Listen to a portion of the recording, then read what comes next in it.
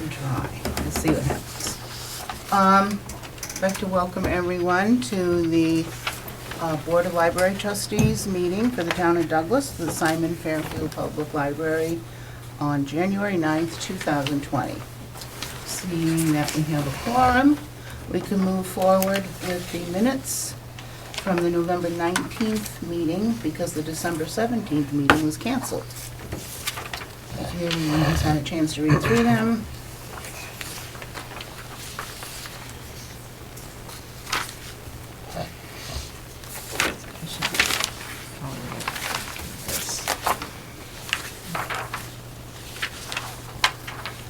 I'm gonna have to switch over this one, that mine is just probably go. Is there another one? What?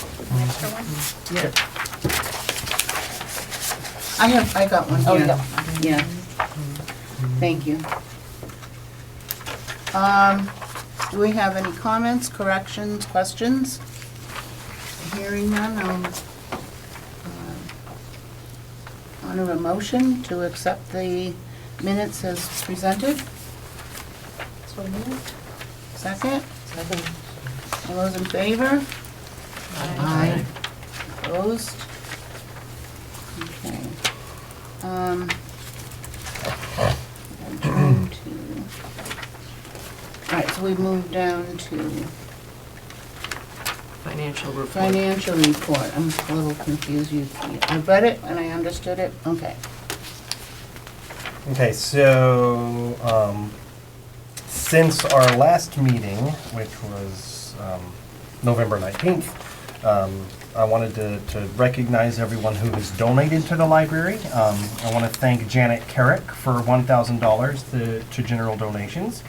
The middle school robotics team raised $466.20 to general donations, which they have specified they want spent on a project to buy Kobo e-readers to send out on long-term loans to homebound people so they can access Overdrive. John Kozlock donated $50 to the interest-bearing building donations account. Ellie Chesbro donated $500 to the interest-bearing building donations account. Brian Lynch donated $200 to the interest-bearing building account, and that was a direct product of the middle school robotics team's work because he was inspired by their presentation at their competition at WPI and decided to donate, and his employer should be matching that, so we should be getting another $200. So does Brian live in Douglas? Yes. Kathy Callis for $1,700 to the interest-bearing buildings account. And Wayne Shoemate for $1,000 to general donations. He came, I don't know that we actually talked about that, but he, because, yeah, we didn't have the last meeting. But he came and worked with Rebecca for 3 days in the archives. He's a descendant of Coppola, and he wanted to see the Coppola collection. And so he was really impressed with Rebecca, with the archive, and he donated $1,000 to help with archive stuff. So to help take care of the Coppola collection and the rest of the archives as well. Hi, Don. So current account status is follow. One correction I need to make off the top is the building donations with interest has an income in that column of $2,600. That should be $2,603.45 because it's earned $3.45 of interest since the beginning of the fiscal year, and I neglected to put that there. That's why the number and the current balance doesn't reconcile there. But so yeah. Okay, I see. 2603.45 is what that is supposed to be, not 2600. We got our first disbursement from the Library Incentive Municipal Equalization Grant. It was $5,879.70. We should be getting amount very similar to that right at the end of the fiscal year because they do 2 disbursements. So now we're up to, we started the year with 99,281, and right now we're at 105,351 in total private assets, even though 10,000 of that is not spendable. What follows is expenses by line item. It's not too terribly different from last month. We didn't spend a lot in December, except for we paid our magazine invoice came in. for $1,783.90 because we pay for our entire year of magazine service through EBSCO at one time. And that's it, unless y'all got questions. I just wanted to say thank you to Justin for asking his aunt, for Kathy Callis, for the $1,700 through a Houston, Texas foundation. And that was very, very good of you, I think. Oh, It was very, very good of her. She works for a company that does, like, for every paycheck they get, they donate, or they put a certain amount in an account with the Greater Houston Community Foundation, and then the employees can choose which charity they donate it to. Okay. And historically, they've donated to my parents' church, but they've switched churches, and so this year and maybe future years, it'll come to the Friends of the Library. Great. Can that be? It just reminded me of the Amazon Smile account. You can do nonprofit donations. Is the library? The Friends of the Yeah. Library Friends is there. is, okay. We made $75 last year. Awesome. And I think it's basically Justin and me. Yeah, I think I might. I wanted to switch mine. So I'll I check didn't it. realize that we had a Smile account. Because I have it, but I use it for a radio station, a public radio station. Yeah. You could share it with us. Yeah, it seems like it should be more, because I swear I spend a lot of money on it. I know. I don't know what the percentage is, but it does add up. Okay, so, you good with that? We ordered a lot from Amazon for Christmas, so you ought to be getting more this stuff coming here. Well, that's what I mean, I don't yeah. But I will definitely, add that to it. Right. Right along to the director's report. Super short, there's our December circulation. Circulation was pretty low in December. We were closed some because of the weather. We were open some when we had like 2 patrons for the entire day because of the weather. So that's one explanation. The other explanation is just not a lot of good books came out this December. We had a lot of patrons complaining about the state of the new shelf, saying, you know, like your new shelf is empty. There's nothing here I want to read. And I'm like, well, you know, I can't I write haven't it, too. changed my purchasing strategies at all. It's just, you know, this was kind of a bit of a dearth year. And now, like, we had 4 giant Baker and Taylor boxes come in January. I don't know if there was like a publisher backlog or something, because usually they try to get all this stuff out before the holidays. Right, yeah. But there was a slew of new material released on January 7th, so I'm expecting January to be a good month.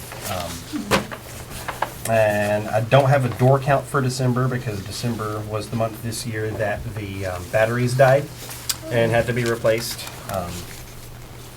So whenever, you know, the battery stopped counting, whenever I punched them back in, there was like 1,800, and that's not right at all. So it's just a wash. We had 12 programs with attendance of 105. December is just slow. It's always the slowest month. All right. Moving on to old business. Building projects. How's the building subcommittee? I'd say we haven't. I don't know if you want to answer that, Justin or me. We haven't done a whole lot. So like a little bit in a holding pattern. The only There were thing- questions that were asked. Right. You know, we had answers to at the last meeting, which Right. kind of our There were 4. Prevailing wage laws do not apply to sole proprietors or owner-operators. That was one question. It's not recommended that we accept volunteer services from architects pre-RFP. It's legal to accept advice, but not recommended just beyond very general scoping, as the town's interests would not be protected by errors and omissions insurance. And the other concern is that anyone who volunteered to help with the scope would need to be disinvited from the RFP, because they've already worked with the projects, and that would be unfair to other contractors. Using Friends of the Library as a workaround to prevailing wage doesn't work. To quote the town administrator, the powers that be have already thought of, addressed, and in many cases punished just about anything anyone can come up with to work around procurement laws and labor law requirements for public projects. Yeah. How is sole proprietor defined? Where it says prevailing wage laws do not apply to sole proprietors or owner operators. What would be an example of a sole proprietor? Jeff Grenier, our electrician, he's a one-man operation. Okay. Brian LaValle, who's done a lot of our other kind of maintenance kind of work, he's also a one-man operator. And you can also have like small companies which just have 2 or 3 employees. There's a percentage assigned basically of like, as long as someone owns more than something or a share, or I don't understand it all, but basically if you're like really small Okay. and you have some people who work for you, then you can be exempt from the prevailing wage laws. And a lot of contractors, I was talking to who was I talking to? I was talking to somebody who was doing a project and has employees, and he's like, well, why don't you just, why take not prevailing wage jobs? I mean, what's the incentive to not to? Because, I see a lot of people don't do municipal work, so why not? It's like, well, as soon as I take on one municipal job and my employees see what they're going to get paid for that, I'm going to lose all of my employees to public contractors. So Yeah. that's why. But I think right now we're just, Right. the consensus was, I had that draft sort of RFP, or Yeah, scope, the draft scope. Because I think which we're everyone all clear saw. about the scope of what we Mhm. want is the bathrooms and the elevator access and wheelchair access and the paved, whatever needs to be done to the paved pavement, area. yeah. So that's pretty clear, so we could potentially move forward with an RFP. But I did want to pull up 2 different things. This was in the paper in November, in the Tribune, about the Grafton Library having their groundbreaking. It was just more of a point of interest. I don't know if there's lessons to be learned from what they did, but it was a really big project. Are you well aware? 16.6 million. So it sounds like they had a couple. They had a state grant. Yeah, but they also have had, to- they have to around come the up same with- time we got our state grant, they got one, and then their town rejected it as well as Yeah, our it sounds town. like they had a few Hiccups, yeah. Yeah, but then it also lists the team, like the architect and the general contractor and the project manager. So if we ever, for any reason, if some of the names we've been given didn't work, there's some names in here too that we might be able to look at. 26,000 square foot. I don't know what our library is, but Not that size. Ours is 4,000 right now. 4,000, okay. Yeah, and so they got a grant from the Massachusetts Public Library Construction Program, which I'm guessing Justin is aware of. That's the MBLC. Yeah. Okay, that's what we've been talking about. Mhm. Okay. Webster also, they've completed their library. Yeah. Okay. And they went through years, I think longer than Douglas, actually. Yeah, but From then the they got time a they deal started. from Senator Moore, when he was still senator. He was up for reelection, and Fat Man was running against him, and he got reimbursement for Webster at 75%, which is highly I unusual. did not know that. Yeah, Yeah, the he town- lost the election too. I know. The town of Grafton paid 7.4, so It's The a little state- over 50. 10 million, like a 9 million from the state, 7 million from the town. I don't know. it was Some of that, I interesting. think, is also from private funds, too. Yeah, probably. Yeah, so I don't know, it talks about some of the programs they did and stuff, youth services, the teen tween program, gaming rooms, electrical equipment rooms, 117 seat community room. Yeah. Anyway. There was mention made, I think it was in the minutes, about, you said that, Dawn, you had come upon a possible funding source for an architect or a study? Is it the mass preservation Well, projects? yeah, Yes, the- that's the other thing I was gonna bring up. So Mary continues to be a really good source of sharing information. I wish, we could hire her at the moment. So Massachusetts Preservation Projects Fund, which people may be aware of, but I wasn't, So obviously it's a grant, I think it's March that it needs to be submitted, so we might be at a different stage. But eligible activities, it's development, but it's also pre-development. So you can request money to, like a feasibility study and planning projects and architectural and engineering fees. But it's a 50-50, so we need to supply half of that to whatever was done. So projects can range, pre-development can range from 5,000 to 30,000. Development, like the full project, can range from 7,500 to 100,000. So again, it's 50-50. And we are a state register listed property. Right. Okay, are. right. Yep, so, yeah. So would we look at, I would be interested in just taking a look at this just to see what the And requirements are. The before we do. other, sorry to cut you off, the other interesting thing they have is they have a bunch of workshops that, look like they're like 2-hour workshops. Right. Various times in January and February throughout the state. I know one was today, and I couldn't go. Today, When's the January next one? 9th. The next one is in Boston on Wednesday, January 15th, 10 to noon. Then there's another one in Boston, the end of January, the 28th, 2 to 4. Holyoke, February 4th, and on the Cape, February 11th. Can you And Lee. forward me that? Yeah, you or, should have Lee's it, but pretty I- far. Yeah, could you put, Or is it on the website? I'll send it to everybody if you want. yeah, it's worth just taking a peek at and seeing what's,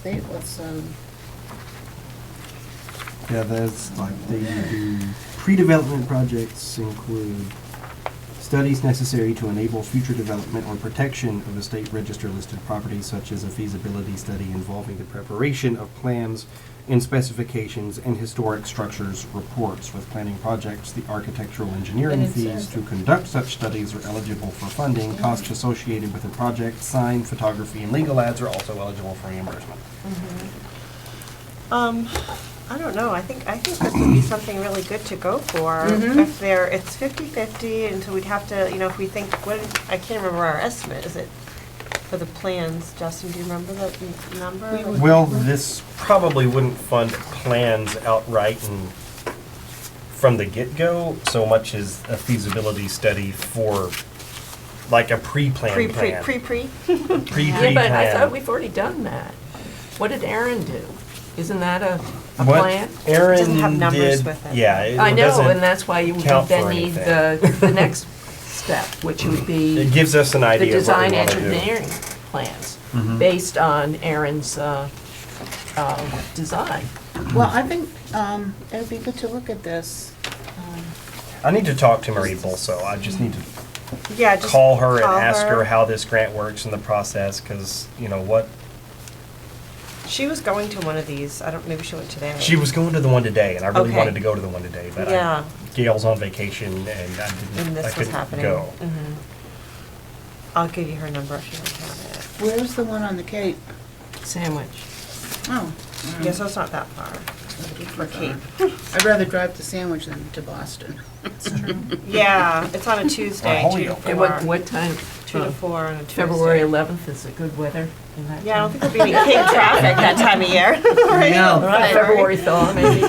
I know, you never know. The one in Boston on January 28th is at the Mass Historical Commission. That might be Archives Building. That might be interesting place to go, though.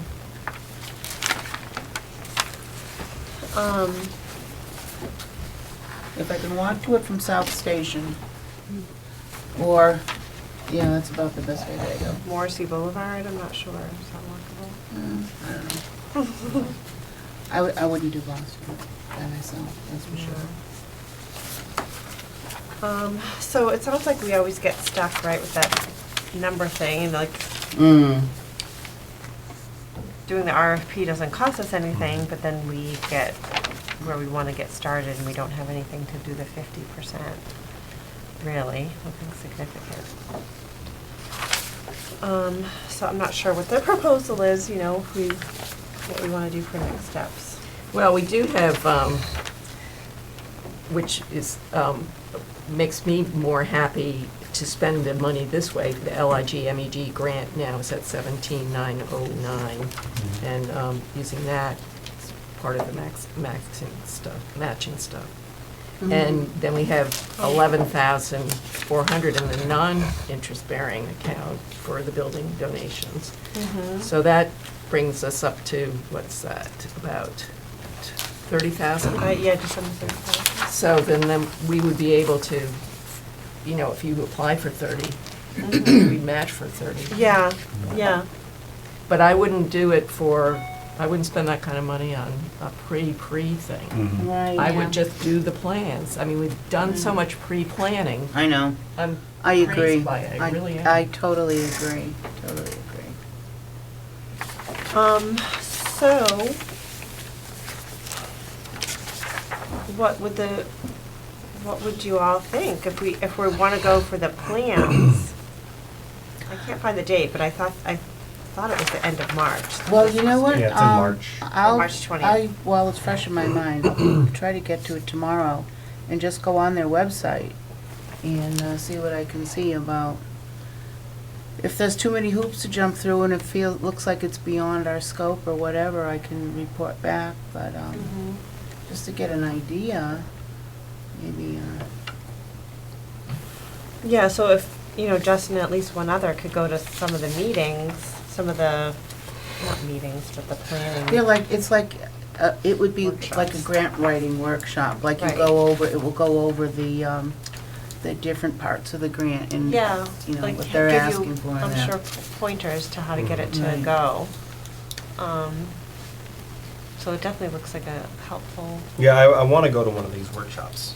Well, call Mary first, since she went today, and find out what she felt about it, and if she says yes, it'd be great if you went. Yeah, that's a good idea. Well, it's a step.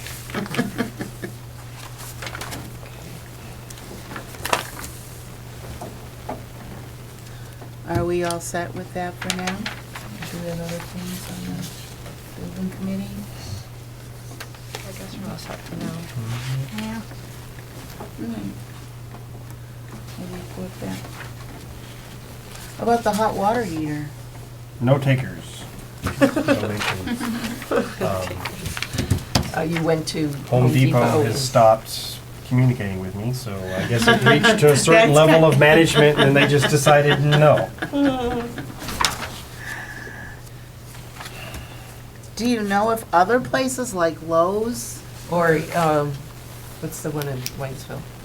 Koopmans. Koopmans. Yeah, they're pretty generous. I can keep poking around. Koopmans has local ties too.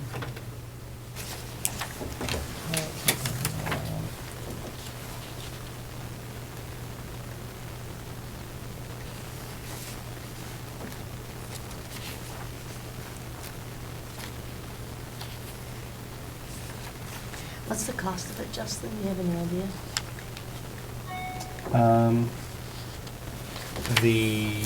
Probably for a basic tank, $350 to $400, maybe, plus installation by plumber and electrician.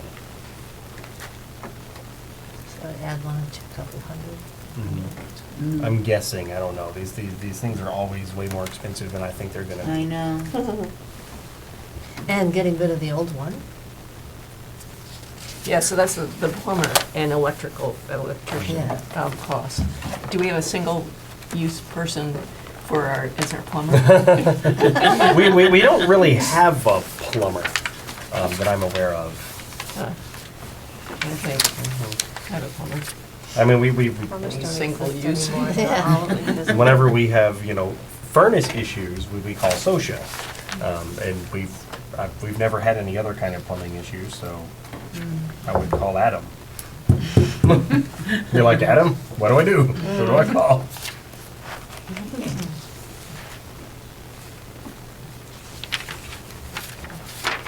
Alright. Other old business? How about Friends? Oh, friends, Justin gave me my last statement today. So I was able to put in that we got $5 for interest. No, I didn't, yeah, I guess it is, right.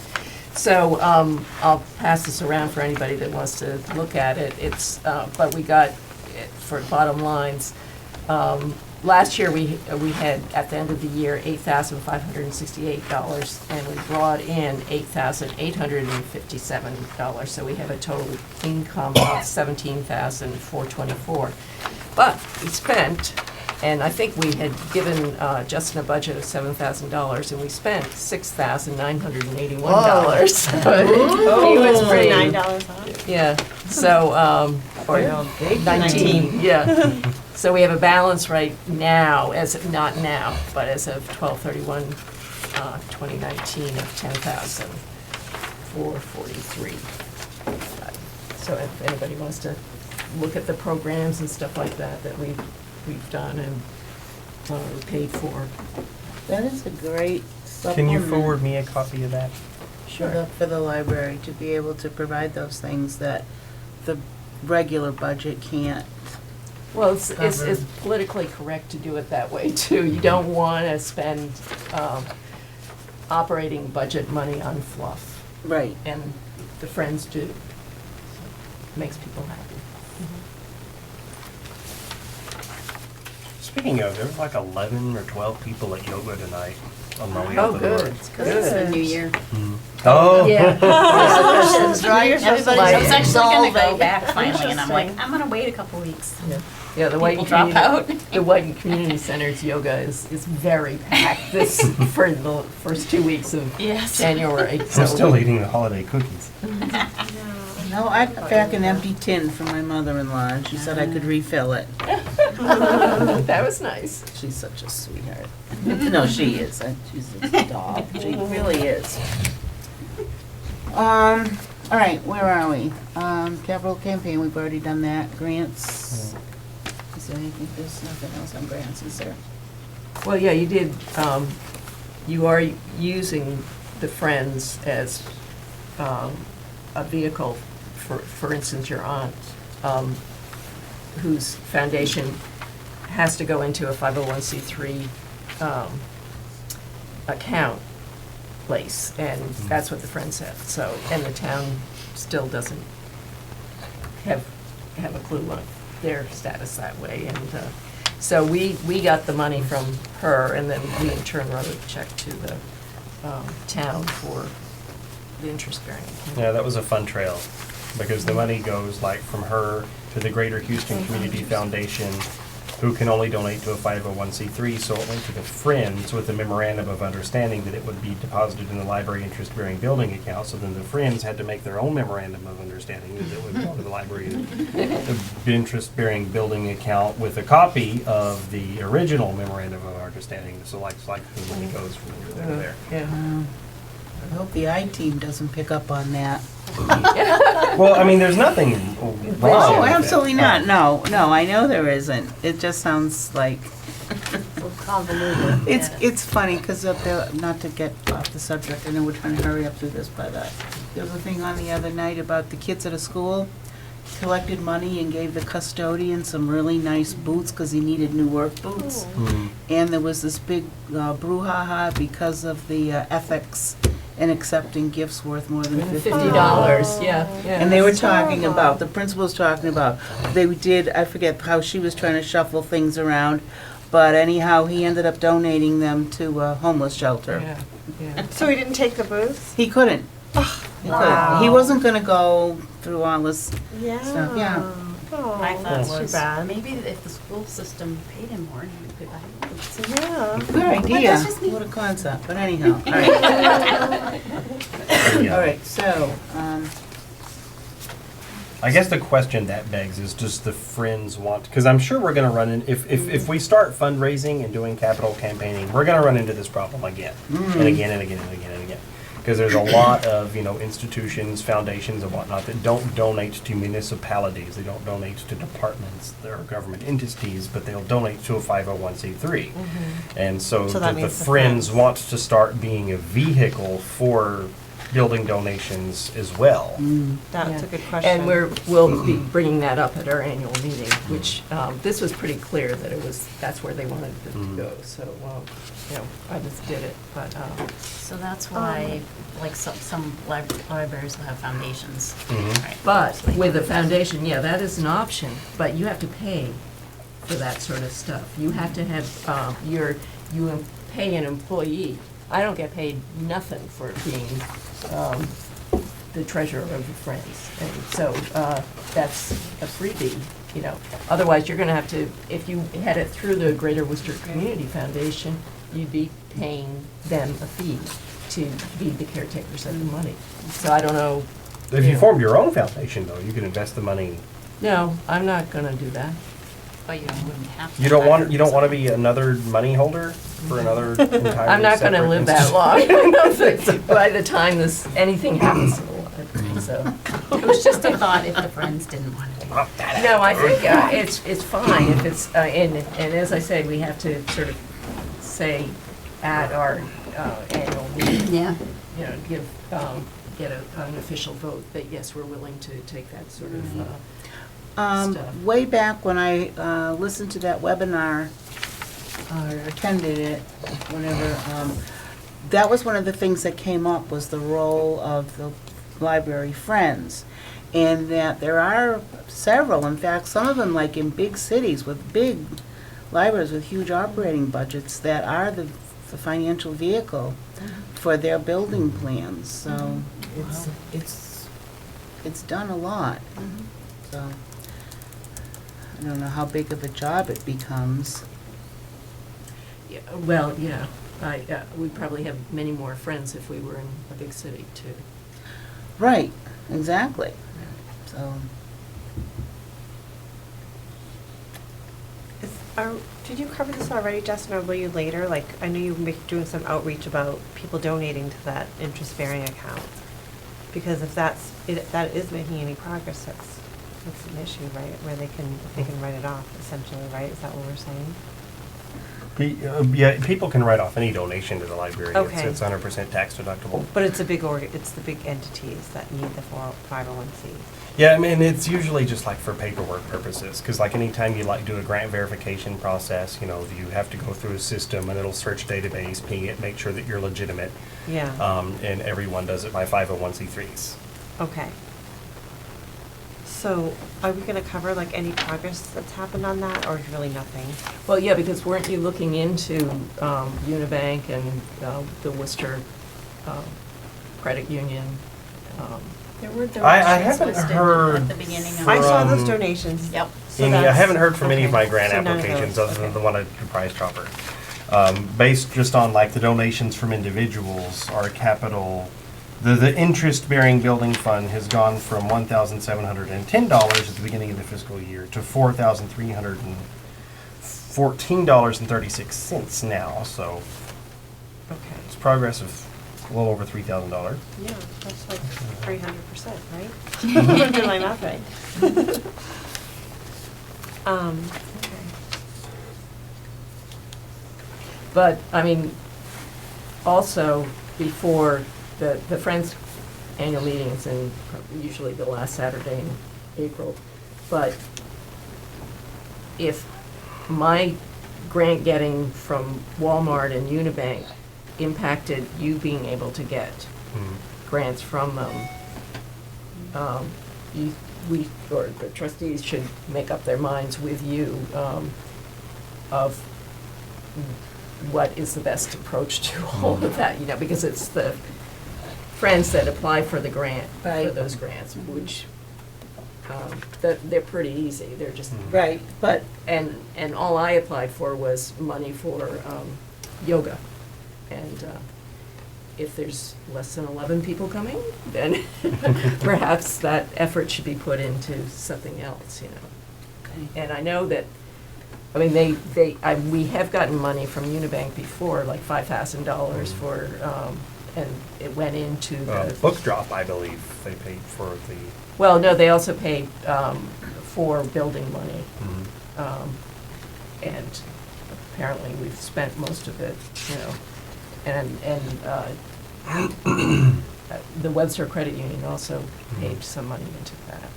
I remember just- you applying to Webster 5 or something like that, but they didn't come through or anything. So. Yeah, I put in like official, like grant application packets to both of those, but I don't know if they've met yet or what.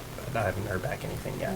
I would suggest that you guys communicate with each other and that you don't both apply Yeah. for funding from Yeah. the same place. Right. Like if you say, I want to try to get something from Walmart, then Justin would not go to Walmart, because then they kind of sometimes feel like, oh, what are they, just trying to, suck us dry, or, Well, the so- left hand doesn't know what the right hand is doing. I know, having gone down that road a few times, yeah. One person will tell you, yeah, you're good, and then you go back and they're like, I have no idea what you're talking about. No, I hear you. But maybe just to,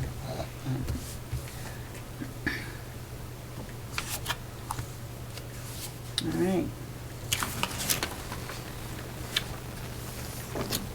School ebook use. Are we moving on, or are we not done with that? I thought we're done, no? Is I there don't more? know. I think we're done. I think So the next thing on the agenda is school ebook use. Other than the middle school principal contacting me to say he was sorry he hadn't contacted me, we have not made any. I haven't made any progress, talking to the school administration about the issue that has been. Well, the issue of the middle school primarily students using Overdrive to, basically depleting our circ budget. And so what I've done is I have not purchased any new young adult or juvenile content for Overdrive since I originally had these conversations with the school committee, or ever since I sent emails to the school committee, because we never actually met about it at one of their meetings. But I sent a pretty, extensive email to the school committee with the town administrator copied on it, expressing my frustration that I hadn't been able to communicate with anyone in administration. It's And interesting. they seem sympathetic, but again, it's like it all boils down to money, and they don't want to part with any of their budget. I mean, they're not funding their libraries to begin with. So what, I don't know how much they're going to be able to, do to help us, but, that's one of the things that's affecting our digital loans. I think this December might have been the first month ever where, we searched less in Overdrive than we did the previous year. We went from $6.99 to $6.54. And that's simply because I haven't been, I stopped pumping money into it. And so it's stopped, generating circulation. In order to, make up for this, I plan on just asking for more money in our budget next year. I think that's a wise idea. But just to stick with this just another minute, the PTO, they look for things to fund, just like the Friends help to fund the library for things that are outside the regular budget. So maybe this could be something that the PTO could pick up on, but that's not your I think that they're already problem. busy, with the sports and the bands and, like And the there's so trips. many people trying to. No, I understand, I do. But, no, I think you've been more than generous. And there's not much, I'm not seeing reciprocation happening. And it's a good problem to have, I mean, Yeah. the core it of the is. problem is that students are they're reading a lot. And they're using the collections a lot, but that drives up our cost per circ licenses, and Exactly. it drives up the, demand to actually buy more licenses so that they can get to content faster. Because, a school student can't place a hold on what they need for their class and wait 40 days, which is the average wait time for an Overdrive title, and then get it. The class is gonna be over by then. They have to have it more immediate, which means you have to pump some money into it. And, you know, over the course of a year from the time, you know, when I sent the letter to the school administration, you know, we had spent about $5,000 on licenses over the past year that were directly attributable to student use. And, you know, that's more than 10% of our CERC budget, which isn't really acceptable. Yeah, yeah. And how much circulation did you get out of it? I mean, we got a lot of CERC out of it because our digital loans, I mean, they were skyrocketing. You know, they were going to be like 700, And it was all 800, because of- 900, and a lot of it was those juvenile teen titles.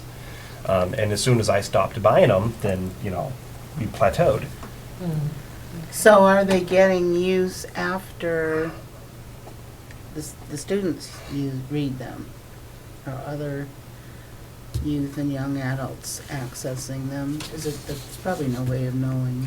I'm assuming so because I run, whenever I buy something in Overdrive, it goes into our Advantage collection. And, you know, I can share them with the consortium, but I don't have it set to do that automatically. I have it set to give me a report where if something hasn't been checked out for a week and is not on hold by anyone in Douglas, that's when I'll share it with the rest of the consortium. Okay, And I don't get a lot of those. okay. Oh, so, But, you know, we just need more money to cover this expense. If we're gonna keep doing this, you know, one, you know, or drop everything and read, if we're gonna continue helping the schools with that, then we've gotta have the budget to do it. absolutely, absolutely. And they So don't do we seem wanna keen on. continue I've been running? sending quotes to the school committee once a month, you know, like, all right, so this is what I didn't buy this month.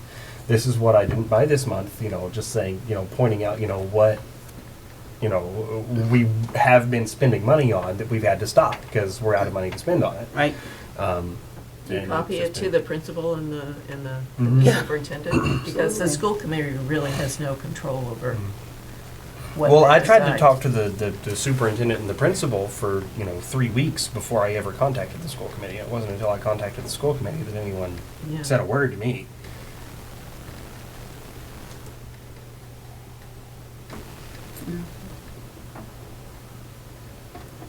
all right. Other old business? Hearing none, we'll move on to the all-important director's review. So this is the same as what was sent to us, right? Yep. Right. So we shouldn't be knowing all of this. We don't, Well, we're not saying it out loud. I don't no, think. no. No. Well, I think we should say some of this. Yeah, let's say the good stuff. That's the best number. I don't think that needs to be, I don't know, I don't feel. I don't feel like that's. I agree, I don't, I was gonna just say, you know, that we're looking at it, everyone's had a chance to look at it. Is the format clear? Is Yes, I like Absolutely. it. And I was at the personnel meeting, at the 3:00 meeting today, and Matt was here, and I thanked him for providing us with the outline that he uses for all his department heads. We're the only one that does Justin. And he also uses it for himself to be evaluated by the selectmen. And I said how much I liked this whole setup where I didn't have to do anything. You did it all, and it was Exactly, great, and it was yeah. all anonymous, and I thought it worked out well, you know, I was very I happy. sent him a link to the survey too. Oh, did but you? he- 'Cause I said- he chose not to take it. Oh, Either that or he forgot to take it. well, the other thing was that at our meeting, I said, I have up here, ask Justin what he uses for evaluating the staff. Is it something similar to? It's identical to what y'all used to evaluate me the last 2 years. Okay. All right, and that's not, did you show up to work for the year? You know, which is the way it used to be, the reviews that were given before, it was stupid, it really was. And so that was an in-house generated evaluation And, but then Matt, when he came, that had only been in place for a year or two, he chose not to do that one. He thought it was too nitty-picky. I thought we had to use that one. I thought it was a bylaw. I thought it was, no, it's not a bylaw. Or for procedure I thought it or was policy, something through the something in the town. personnel It manual. was through the town, and I thought we had to use it, and so then when we met, and personnel hasn't met for a year or more, and we met in November, I think it was, and he told us what he did, and I said, could you send me a copy of it? So then I sent it to Justin, and Justin said, hey, I don't plan the budget for the whole town. Why is this relevant to me? You know, but the whole, whatever you came up with, I thought it was good. you Yeah. know, So he changed it on us, so. Yeah, I made my own evaluation, and then y'all fill it out. No, I mean, it was good, I thought. It makes sense.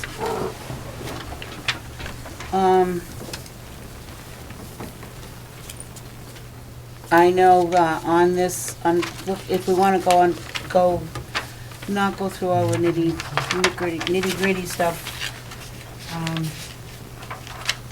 on camera, but to go to the objectives. Yeah, that's what I'm looking at We too. could look at that.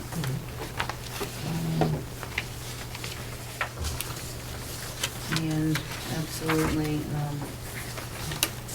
getting building money, that is the number one thing that everybody's working towards. I like this objective, keep up the good work. Yeah.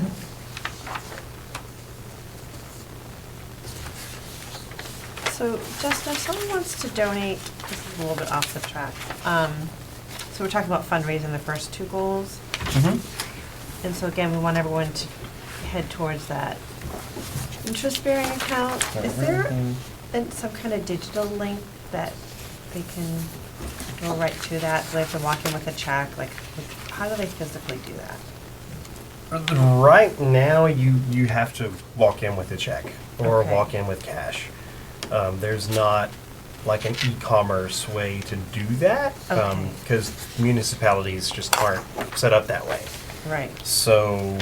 And there isn't any spot on the website that shows, that explains it or anything, is that correct? Or maybe you There is do. on the renovation page. Renovation page.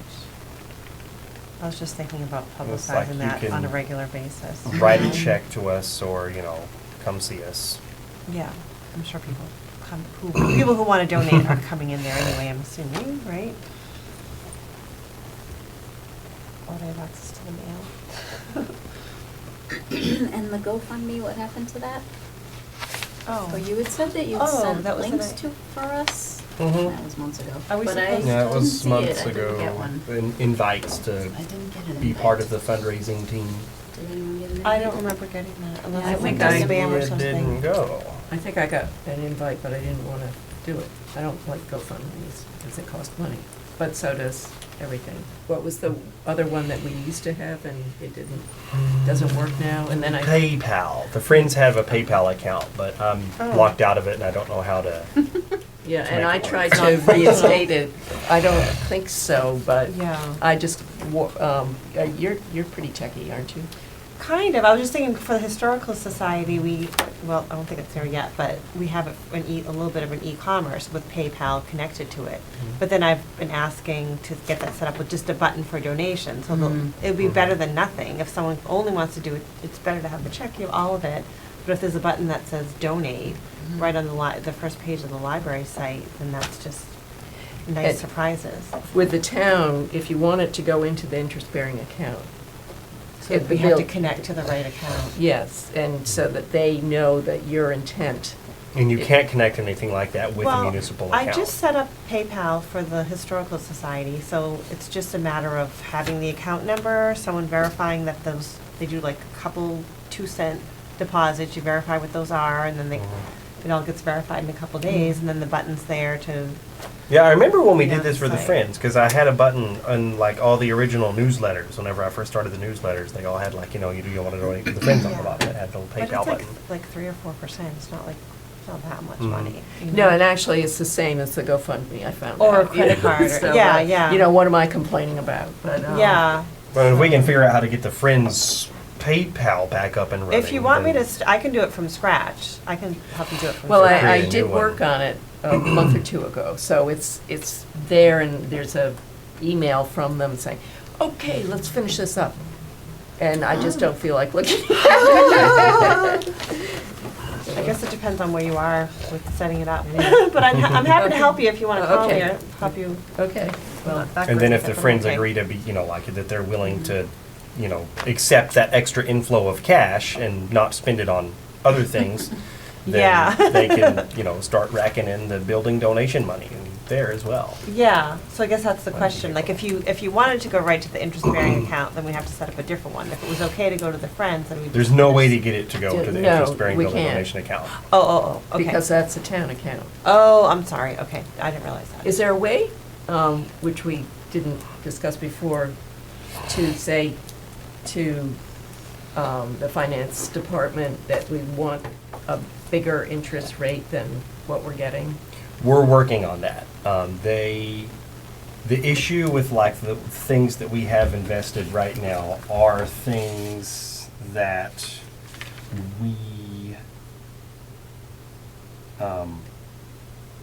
like the trust fund and the RS Douglas expendable are in accounts that, if it, the money is under trustee control, so if the trustees vote to spend the money, the town has to find a way to make it work.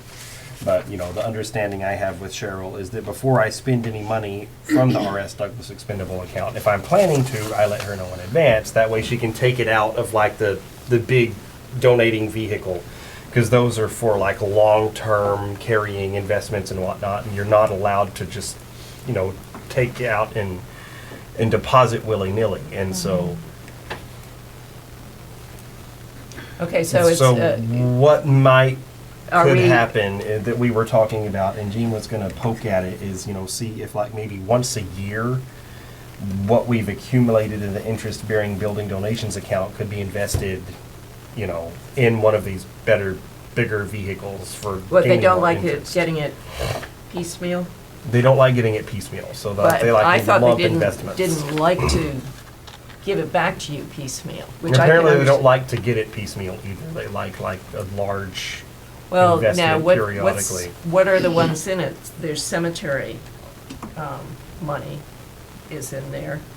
I think there's some school scholarship type stuff is in those funds, in the Bartholomew things. And, I just don't understand that. Maybe you can get a clearer wording on why they are so resistant to getting money put into Bartholomew as a interest-bearing, not on a once-a-year basis. I want to do it all the time. Mhm. Yeah.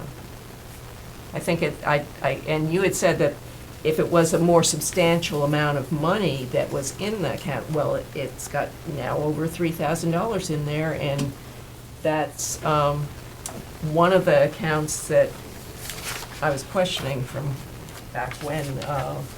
It showed it must have been on the town report somewhere.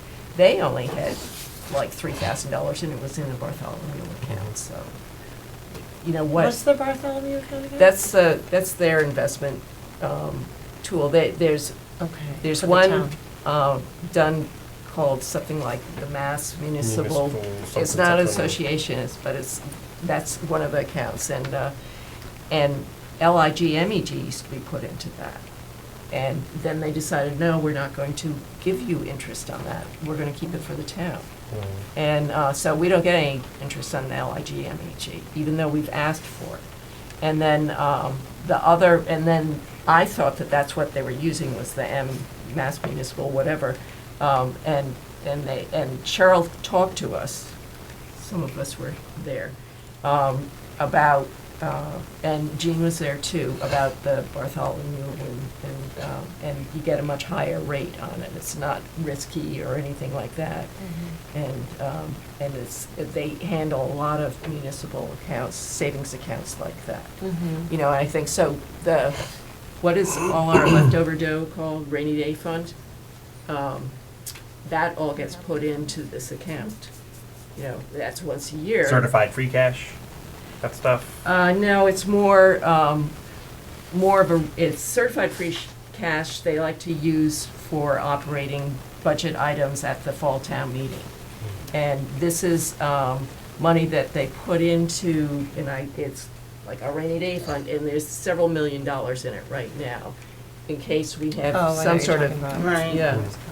And that's all in there, so they're making big money off of it, but they're making, not big money, but they're making money off of us too, by not giving us any interest on these other things they go into. So if we're 0.5% of the whole budget for the town, can't we have that? Yeah, right, yeah, why can't, yeah, so, that's all, I just don't understand why you can't, this gives them more money to play with, and so Bartholomew will be happy to be able to play with more money, you know, why can't you do it at any time? Why do you have to only give it once a year or whatever?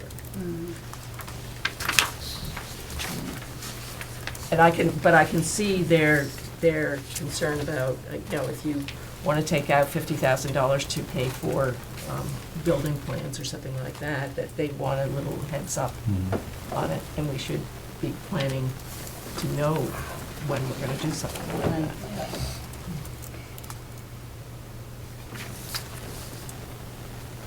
All right.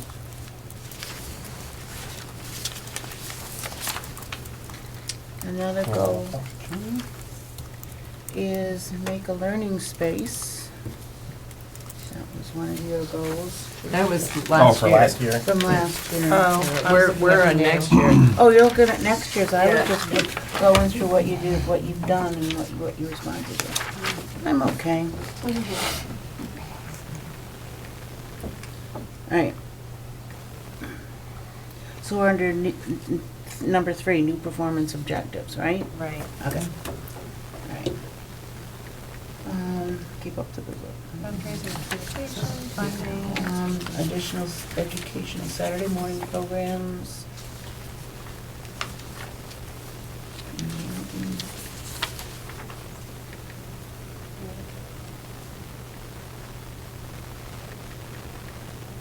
I just want to take just 1 minute looking down at F, and I know that was something that came up in that part of the evaluation of, I think most of us were unclear or unsure of what the things that are happening with the staff. You know, do we know that they're happening?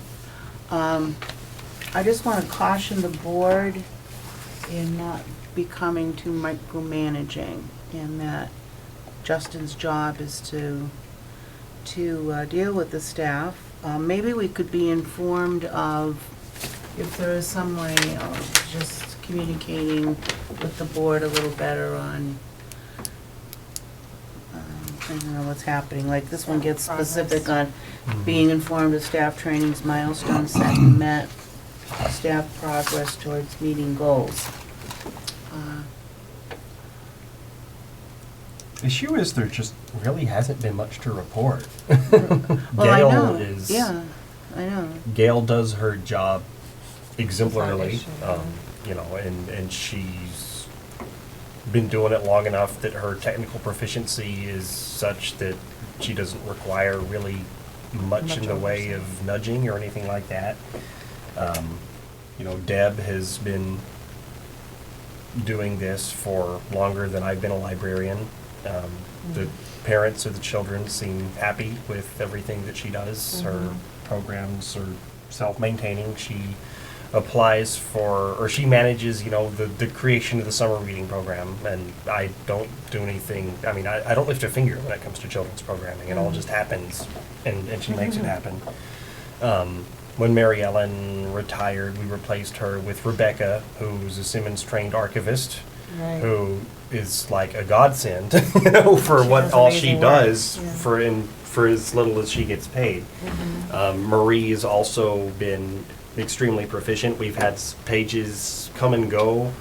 They do their jobs when they are not doing their jobs. I talk to them and then they do their jobs.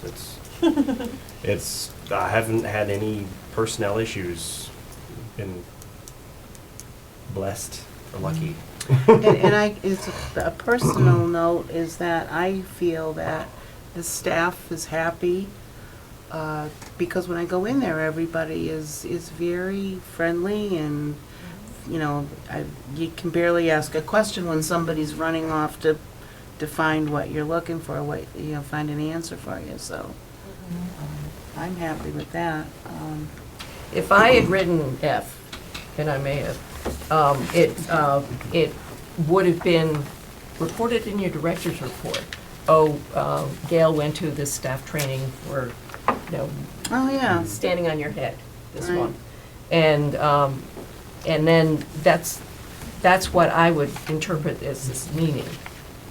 And if you're using the same review that we were using for you, then you and the staff, I don't think it's a micromanaging thing. It's just letting us know what's up at the library. But it's, you and your staff set goals with each other. I was gonna say, it would be good for us to know the goals. What goals have you set? So it's not micromanaging, in my opinion, if I wrote this. But I don't know, I can't remember. Okay.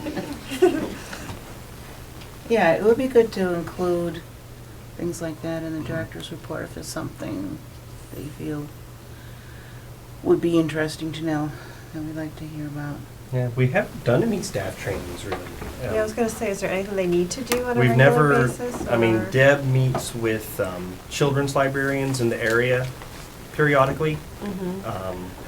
In terms of like CERC, they push all that out via email now, like Massachusetts Library System pushes out email. Like we get a weekly report of, what's new with Evergreen and, here's a new button and how it works. Like every time something like that happens, it just gets emailed to everyone on CERC staff.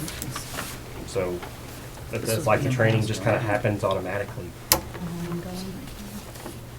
I'm not sure that personnel issues should be discussed on camera again.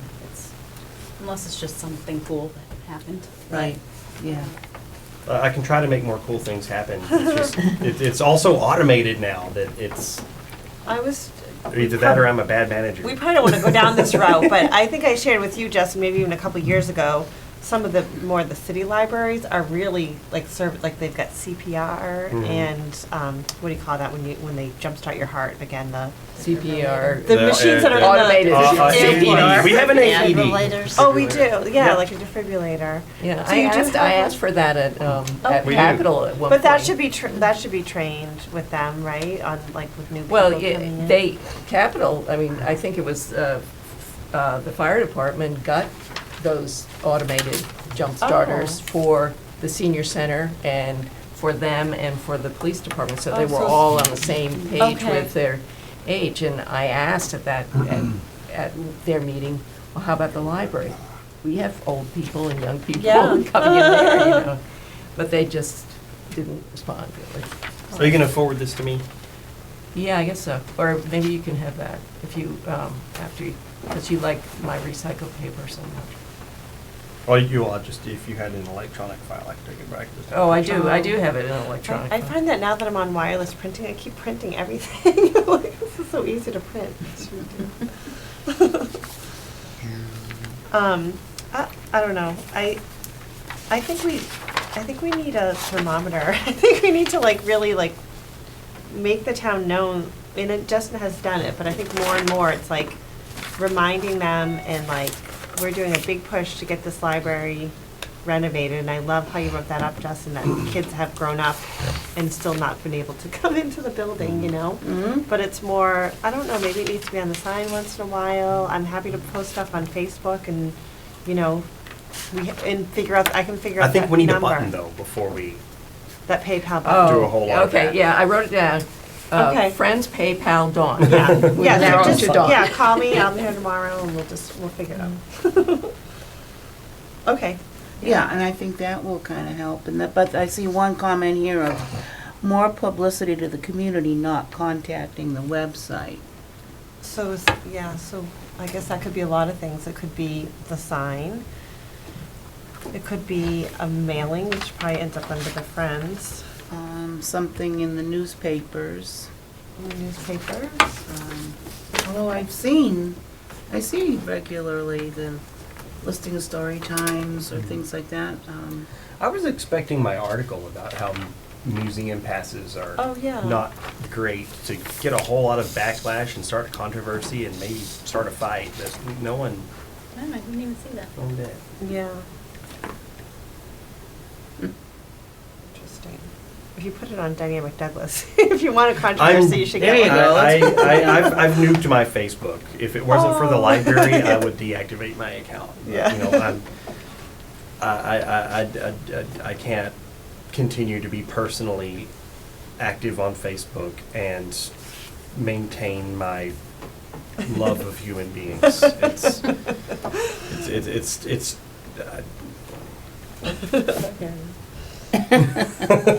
Thank you for sharing, Justin. no, I'm not sharing. So I'm not posting on my timeline anymore. I'm only using Facebook for library business now. Okay, okay. You kind of miss those little side stories though every now and then. Yeah, we That's just okay. take pictures too. Yeah. You know, it's amazing how my personal Facebook page, you know, and, you know, the Sutton site, posts I would make on the Sutton site would become like a vehicle for, you know, Douglasonians to start pouncing on each other. That's true, yeah. All right. Well, You're just a political figure now, wherever you go. looking through here, if other people see things that they'd like to discuss a little. Addressing the items in the long-range plan, that's something that probably needs to happen. On D, the director's objectives, the C one, that one, it says, talking about programming becoming iffy for you. And it does little to promote reading when those funds could be going to decreasing holds queues. And how could it do that? I mean, programming and holds are two different things. Programming is mostly paid for by the Friends. And the Friends, I don't think would look favorably on starting to provide decreasing holds queues. But what I think he did right here in addressing this was to put more money in the operating budget for the ebooks and stuff like that. I think that's the approach, but not to say, oh, well, let's get rid of programming and use You know, that. my intent's not to,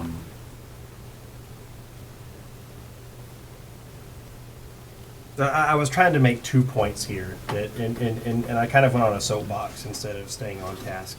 Because the, you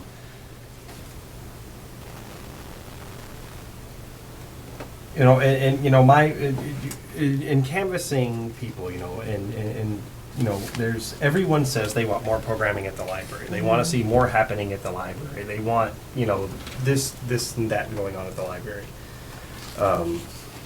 And then whenever you actually do that, then a lot of times you don't necessarily get the engagement that you're expecting. Right. And, you know, a lot of people are like, well, you know, in Grafton they do this, and in Uxbridge they do that, and in Webster they do this. And, you know, that's great. You know, it works for those libraries. They have different populations than we do. We just have a different population in Douglas than Webster, a lot different. And Grafton even, you know, all these towns, you know, different kind of people live in these towns. And what gets the most positive feedback for me as the director is when people get what they want. You know, they do see the library mostly as a content delivery mechanism to get books, you know, to get reading material. The library is about reading, and every time I see, you know, a big program, it's like, well, it's going to be an escape room at your library, or it's going to be, you know, a mini golf thing at your library, or it's going to be bringing zoos and falcons, and, you know, and there's all this stuff which has jack all to do with reading. It has nothing to do with literacy. Yeah, but it's not just literacy and reading, it's information. Libraries provide information, not just reading. You know, it's. And how much, I'm trying to find our goals, like, are we, is it a community center? Here it is, we aim to, like, to be a community center, to enrich our community. Oh, heritage, that's different. I don't know, I guess I was thinking about that part, like, the civic engagement. It's not reading, but it's part of what our aim is. It's community building too. If people come, then They'll I find think it's something to read. worth, especially if the friends are paying the money, not out of the book budget. People come, I think community building is worthwhile. If people come. Right.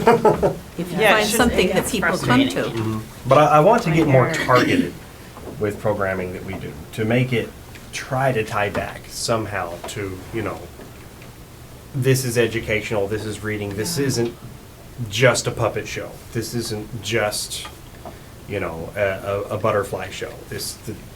I want our programming to have a little bit more something to it. Do you To find tie that there's, back. like, more interest for kids programs or adults Yeah, I think programs? so. Kids programs. More for kids? More for kids programs. Okay. But that could lead to reading. You see enough puppet shows, maybe you'll want to read the story of Jack and the Beanstalk eventually. You can't just hit them I would be with everybody all with for the reading right puppet away. shows if they weren't $450 a pop. Yeah. I mean, you people who are on the cultural council, you know how much these people get paid to do these one-off programs. I know how much they ask to get paid. And what y'all don't pay, the friends pick up. Well, this isn't the time to discuss that. This isn't the time to Council. discuss that, you know. I That do- was just, The second point that. that was the I- frustration that Yeah. comment was coming from. Yes. But But I do Is I just feel like that a it lot of the should libraries be- around here are getting a little bit out of control. But Books should be foremost, I think. No falcons. If we have No a lot of falcons. people looking for books that they're not getting, that is a problem. right. Well, if And you have a it's kid people that's have at just home and has gotten never used seen a to it. book, going to a puppet show is educational. I'm not saying not to And if the programming. activities such as puppet shows or falcons or whatever, you have a children's book or you have an age-appropriate book there. relates to Here's the story about, And that's one You know, thing that Felix the Deb is Falcon. phenomenal at, coming back to staff, is, you know, And- anytime kids come to her programs, they come upstairs with books Right. that they're taking out. And like, she will like bring books in from other libraries, she'll check them out to the library's account and have them out on display, so whenever the kids are coming up, it's weird because Exactly, you're like, this right. item's checked out to someone else. What do you want to do? It's like, well, I'm gonna cancel that checkout and then do a normal, and you have to like work around the system. Because you're going from one circ to another. But, you know, like Deb does that really good. I don't know, maybe I just have buyer's remorse from yoga because it's so expensive. You should And go to it. I don't like seeing that you're not buying ebooks for young adults. I understand the whole situation, but that just makes me like, Well, That's right not now, right. I'm like not buying a lot of ebooks for I know, anybody because, that's not you know, right. We need to find that money. We need to have more money to do that, because that's, to me, that's not right. More That's CERT my money. opinion, yes. So, yeah, so that, I hurrah you for putting more money in the budget for that. well, there's reasons I haven't done it in the past, but that's, Yeah. we can talk when we get to the budget time.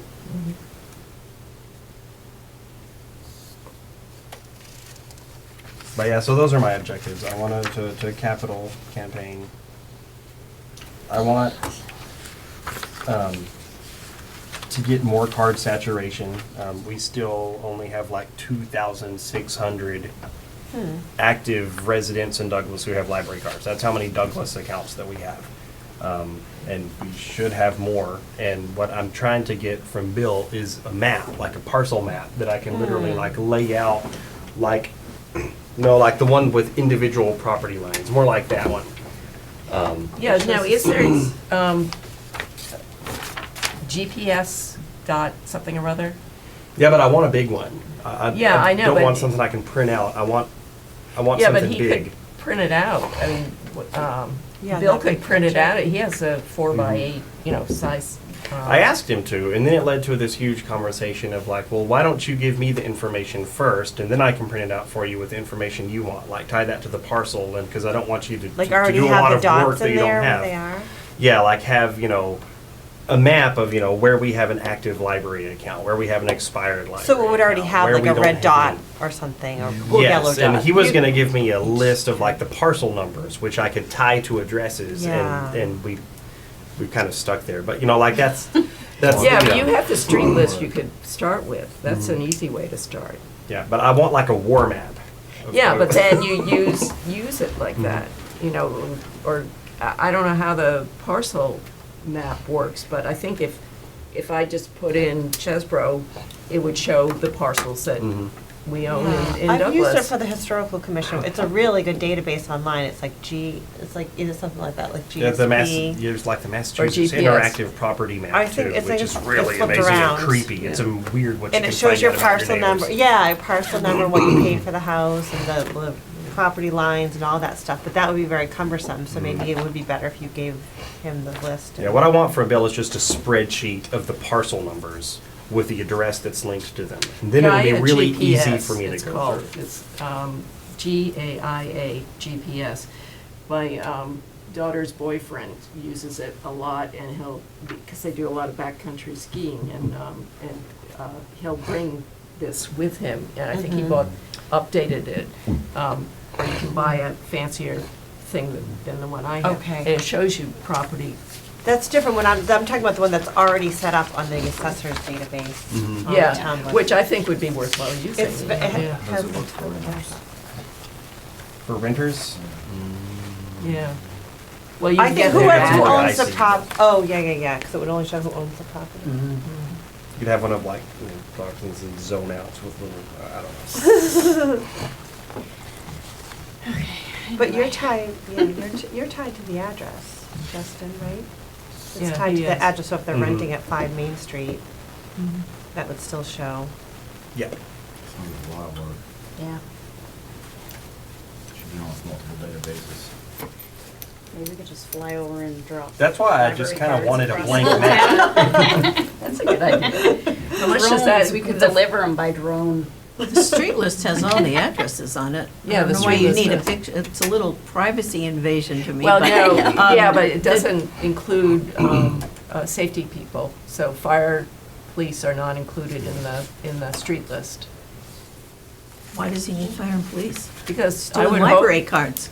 Yeah, well, They live saw- somewhere. I saw the fire chief in the library with his son one day, and he says, "We're getting a library card." He won't be included because he's. They in- don't include them on the street list? No. If they live in town? Right, no, they don't. For safety issues, so. I don't understand why that's a safety issue. Because if you have a vendetta against a police officer, then you're going to come to his house and burn it down or something like Okay. that, and then the fire department's gonna put it out. And then you're going to have a vendetta against the fire department. Right, yeah, So if it's it's just blank, never what ending. was it? No, that's been going on They for should have about teachers 20 not years. listed in there. And public Yeah, library. I don't know, Keep going. they might. Yeah, I mean, come on, can we request to be left off? Yeah. Yeah. All right, anyway. Okay, are we All good? right. We've gotten off. I think topic. we've digressed Next several times. meeting, I want to have sort of like, I want to take our strategic plan and I want to take the performance objectives and kind of turn that into action plans so that we have an actual Okay. action plan that we can Good get on plan, file. good idea. Yeah. Work on this, it happens all the time, people work on a strategic plan, and then it's this document that's put to the side and it's not realistic. But exactly, you do like an overlay and figure out where you're gonna go with it. So, going on to the FY 2021 budget. Alright, so budget season's coming. This year, Matt wants things to go a little differently. So basically, instead of presenting numbers and things to FinCom like we've done in the past, he wants us to present like a narrative to FinCom, like the story. FinCom's taking a different kind of role this year. And if we want to propose deviations from the 5-year plan, then we have to go before the Board of Selectmen before we meet with the Finance Committee and get their approval, and then present, our narrative to the Finance Committee. And he doesn't Okay. have a schedule for that yet, but, I historically don't present anything without it first being approved by the Board of Trustees. So we're going into the 2021 Yep. one, and 2020 is what we're in now. Yep. Even though it's- Oh, yeah, it's 2020. We're in FY 2020 Okay. and FY 2021. Okay. So this is the draft budget I have prepared. The personnel budget is actually, just given to me by Matt, and then we reconcile, go back and forth, because, the way he does things is with a spreadsheet that calculates, you've got, 52.1 fiscal weeks, whereas, I've got to be like, all right, so Deb's working this many Saturdays, she gets paid that, we've got different hours, different weeks. But that math is kind of solid unless, we change hours or somebody quits or something like that. The electrical estimate and the gas estimates are just based on current usage with a buffer built in, because I always like to have a bit of a buffer built in case you have a really bad year. CWMR's assessment, we've already gotten that number from CWMR, so we already know what it is. And so so I wanted to talk just briefly about, when I started in 2015, the relationship between the library and the rest of the municipality seemed kind of shaky, and they didn't really want to fund us. And so, I made it, a big effort to keep our budget asks to a minimum possible. Which is why, from 2017 to 2018, you'll actually see like our operational request goes down.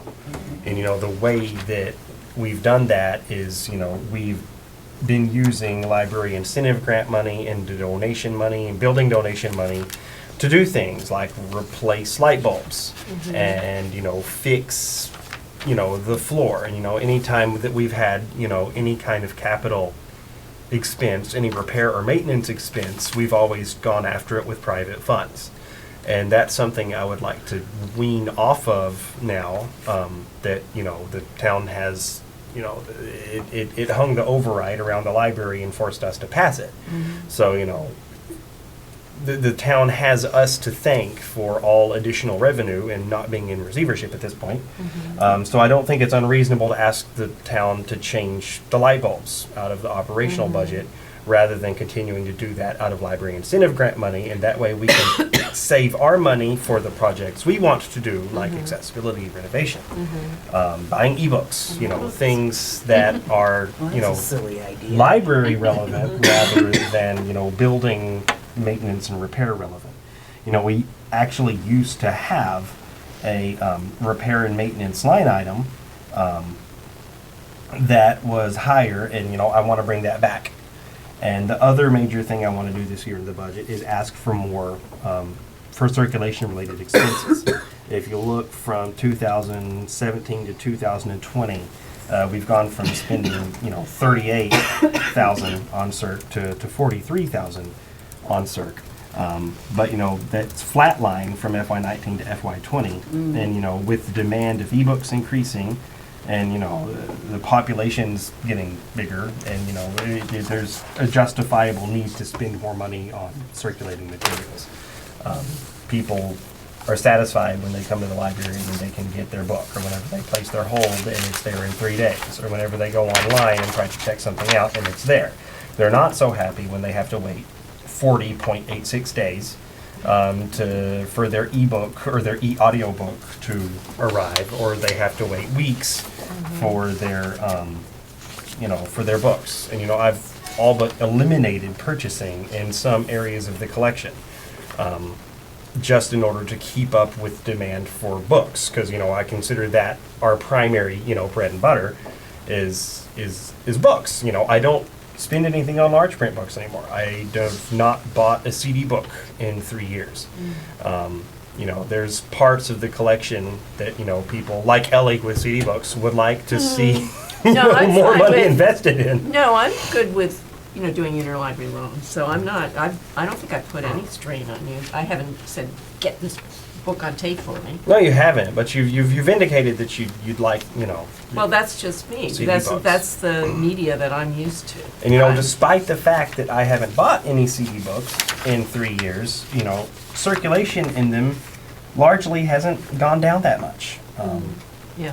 So and what would it's, circulation be it's your doing if we husband were too, actually Barbara. buying audiobooks, to go along with, the Overdrive? Because I've been trying to buy just Overdrive licenses instead of, I think CDs. But, I had a question. I think you answered this in previous meetings, but what's the general cost if you're buying an ebook versus a book? It's still cheaper per item. Is that correct? no, it's more expensive per item. It is. Mhm. Okay. Ebooks are definitely more expensive than physical copies of books. That's important for them to know, to write that up in the narrative too, I would say. Yeah, but also, if you, and I tried to do a little bit of this earlier, but it didn't pan out for me. If you give us a percentage of how much is, circulation is the book and e-audio being used, and I think it's, what I came up with was between 16 and 25%, so, because I was taking a monthly thing and then trying this yearly one too. But the yearly one, I think, was more like 23. But then I couldn't figure it out. Yeah, because this is, so I don't know. It's more like 10%, it looks like here. No, it doesn't. I'm sorry, Priscilla, It's what were 6. you? Well, trying to figure out, and I guess I didn't look at this one. If you add 4867 for ebooks and 2992 for audiobooks and divide it by 40,671, what's the percentage of our circulation that's going out for those two e things?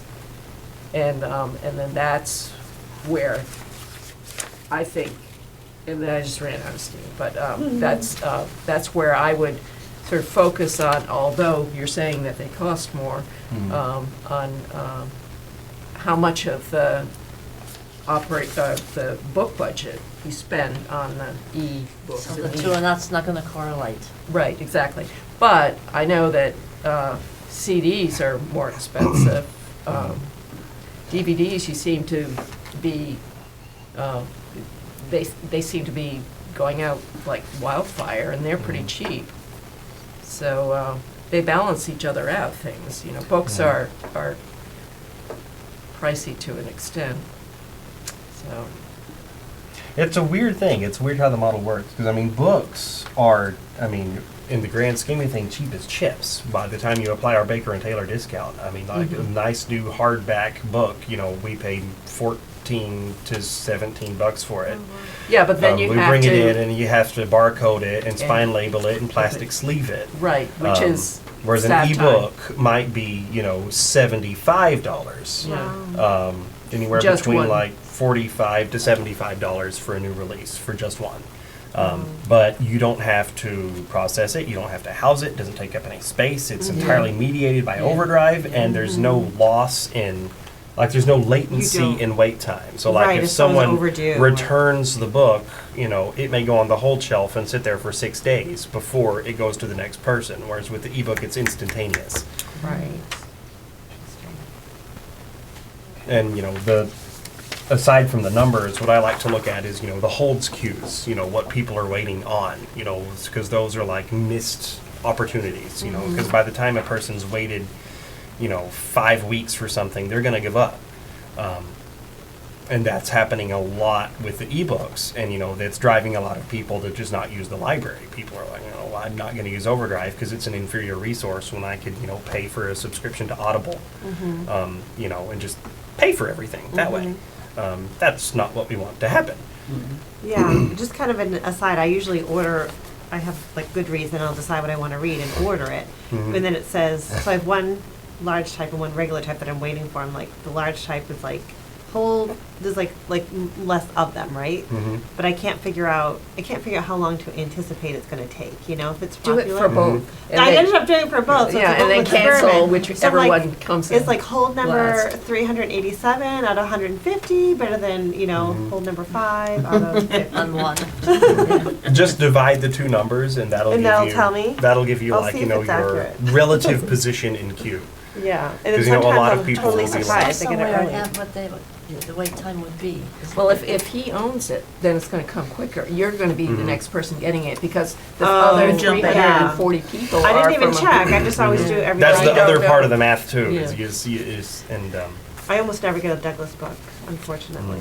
I'm pretty sure you can see though on Overdrive how long it's gonna take. you can in Overdrive. Overdrive will Yeah, estimate it'll tell for you. it's You're gonna have take to wait 14 for. weeks or it's gonna be, you know, And sometimes you get surprised there too. yeah. And since the Right. Macmillan Yeah. thing, oh my gosh, so like that's actually reared its ugly head, because so what's going on is Macmillan, who, you know, is a major book publisher, feels like libraries are eating into their sales.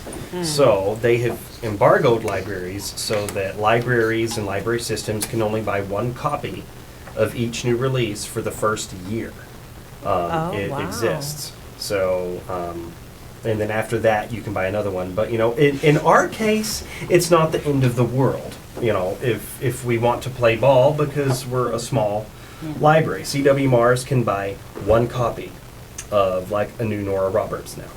And there's already a book that there's one copy of, and there's 378 holds. And So so is Nora Roger. that's not Two gonna publishers fly now. for long. But, you know, for Douglas patrons, I can pay $35 and I can buy our own copy. So we could have a copy, not the end of the world for us, it's the end of the world for Worcester. Because they can buy They'll never one get copy. it. Boston. New York Public Yeah. Library can buy one copy. Boston Yeah. Public Library can buy one copy. So, you know, we're kind of trying to collectively choose to not play ball for a while and see if we can get them to capitulate Yeah. on this, because it's ridiculous. Meaning you're not gonna, like, not play balls, like not order Not anything order the from book, you Macmillan. know, and just say, you know, I'm sorry you have this on hold, but, you know, try this instead, you know. So go buy one, I Yeah. guess, maybe they do win. Yeah, that's the question. And, Yeah. you know, Macmillan is the only company doing this, but, you But know, it you're also worried begs the that, question, you know, yeah, that's someone the else other does flip it. side to investing in e-resources, is because you never know when there's going to be a major sea change in publication industry Mm-hmm. that is going to affect your collection development strategy. Of course, I mean, the same is true for books too.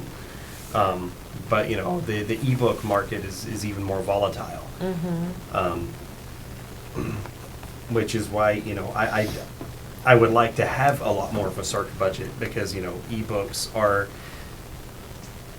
an integral part of our collection at this point, but I want it to be reflective of a physical collection, not, you know, basically, you know, if I want them to mirror each other, you know, I don't want to not buy a physical book because I'm buying the ebook. I want both.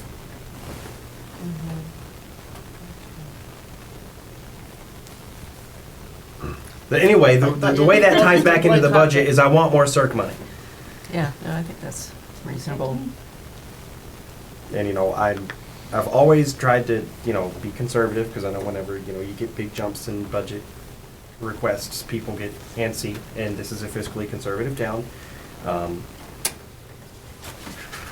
But, you know, I don't think it's unreasonable to ask. I mean, $5,000 is asking for the $5,000 increase that would take our circ materials budget up to $50,998 is, I mean, that is asking for not enough. So, I mean, I don't know what the Yeah. feelings of the board are in, you know, asking, you know, for an additional $10,000 for circ or more. I mean, $10,000 would satisfy holds queues right now, but, you know, they would start building up again in a matter of a month or Well, two. no one's gonna give you more halfway through the year, right? So maybe it does warrant asking for a little more. It's hard to put a number, hard for me anyway, to put a number to what that would be. now knowing that the ebooks are that much more and knowing the problem with the schools, seems like all the digital, we do need money for digital. Are the powers that be going to look at this as a percentage as opposed to a number? I don't know how the powers that be are going to look at it, because, you know, we've always kind of approached the budget from MAR and worked backwards until the override happened. Right. But if this is like a And, you know, 20 our MAR is all screwed up right now because, you know, I spent years trying to make our budget request as low as I could, and so our Yeah, MAR reflects right. that now. Yeah. It kept us open, but, But this is like a 20%, this is, I Mhm. don't know, something like a 20% increase, right? Someone would look at that and say, well, whoa, 20% is a big number. Yeah. Mhm. So if you ask for even more, Yeah, and you have Yeah, it might get really looked at. competition with the Yeah. schools and stuff like that, which they. that's why I was hoping to work with the schools, you know, and be like, you know, Yeah, no, we're but, working with you here, we're augmenting your services, you know, so, but I mean, what that Well- eventually translates to is, why don't you let us have some of your budget money, and that's Yeah, gonna now be a this hard is pass. from Matt today, and this is what he's got for your, and it's a little bit different, it's about $300+ more than what you have written down. For personnel? Yep. See, this is, the Matt tweaks things and changes things, Well, like on a then- daily basis, sometimes an hourly basis. Well, and- then he had this one, which shows both the senior center and the library, and your two salaries being the same. And then he has her getting a COLA of this amount.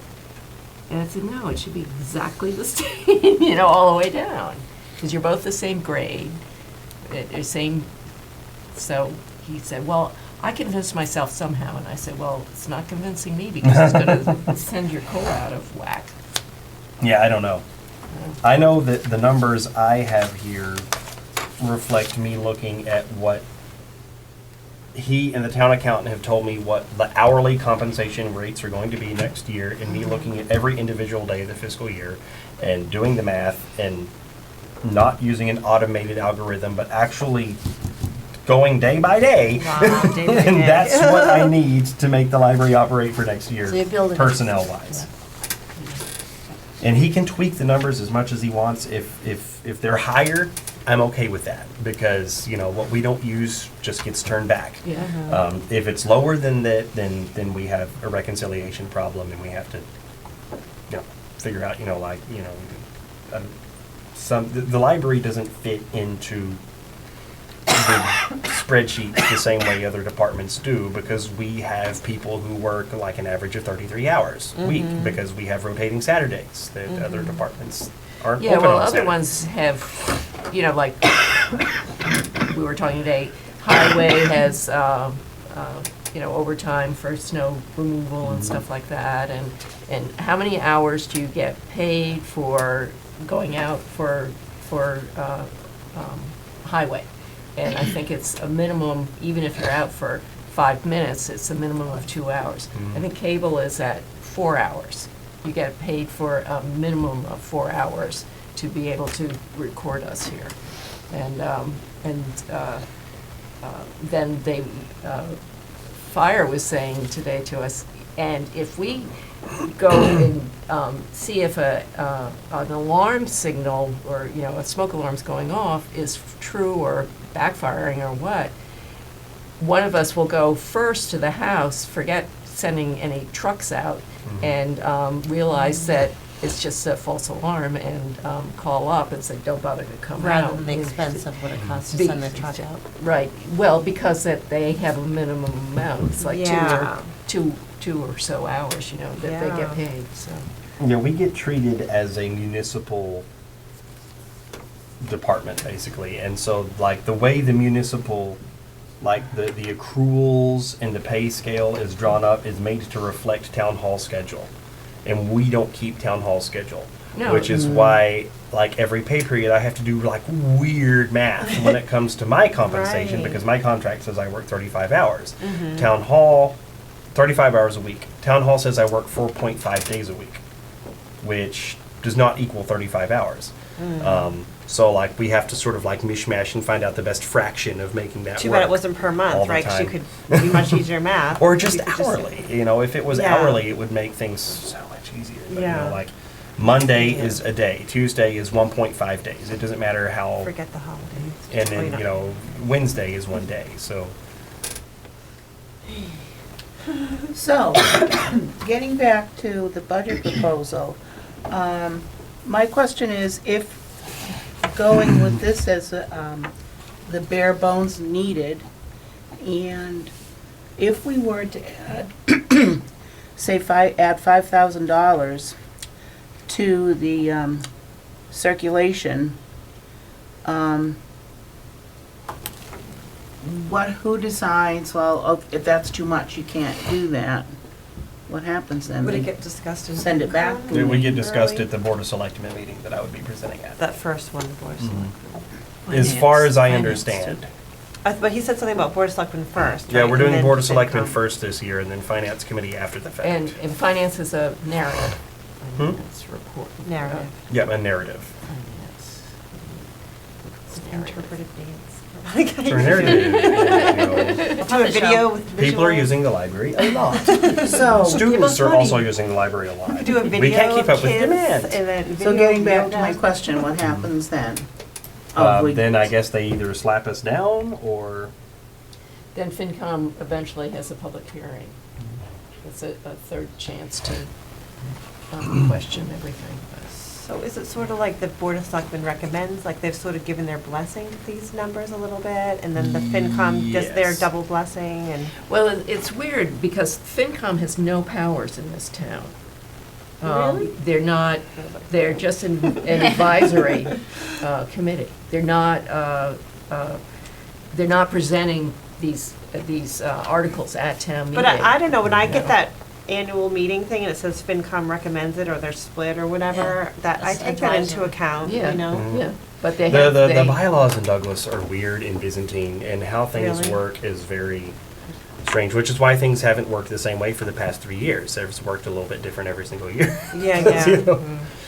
And that's why, you know, every year, you know, when Mike was town administrator, he made such, you know, an effort to make sure that everyone was on the same page before anything happened. Like, you know, he wanted, you know, to, you know what the budget was going to be. The Board of Selectmen wanted to know what the budget was being. The FinCom wanted to know what the budget was going to be before you ever presented to anybody. And then you presented and you had these conversations, you know, but, you know, really all the conversations had already been had. Because it is kind of so muddy what happens if Yeah. everyone disagrees with each other. Yeah. Right. Well, do you need a vote from us? Yeah, you know, do you approve this budget request, or do you want to amend it and then approve that and then have that be what I present to the Board of Selectmen? So Danielle, you were talking about adding another 5,000, or you're talking If we about were the to five- add 5,000 to that, So it'd be So make 55,000. 5,500,998. yeah. And that would buy how many licenses, or how many more? You know, I sort of want, Something, what do you Well, get for to that? go That's into like the random, narrative, like yeah, that. Mhm. yeah. And to look at, okay, well, So 7,500 would give you 100 books or something like that?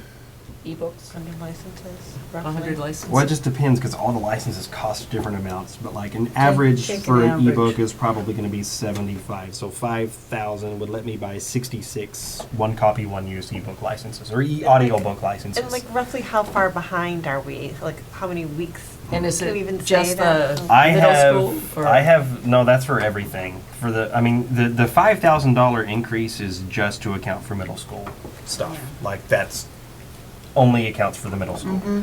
Um, But if so, we keep the moratorium, then, right? Do we have a? well, if I got the $5,000, I wouldn't do the moratorium. But I mean, you know, just to do our thing, I mean, maybe that would be the fair way, you know, is to ask for 50,998, because that's what we need for our circulation budget. And then ask for, you know, an additional $5,000 on top of that. Is it For like the a separate? That's For $12,000.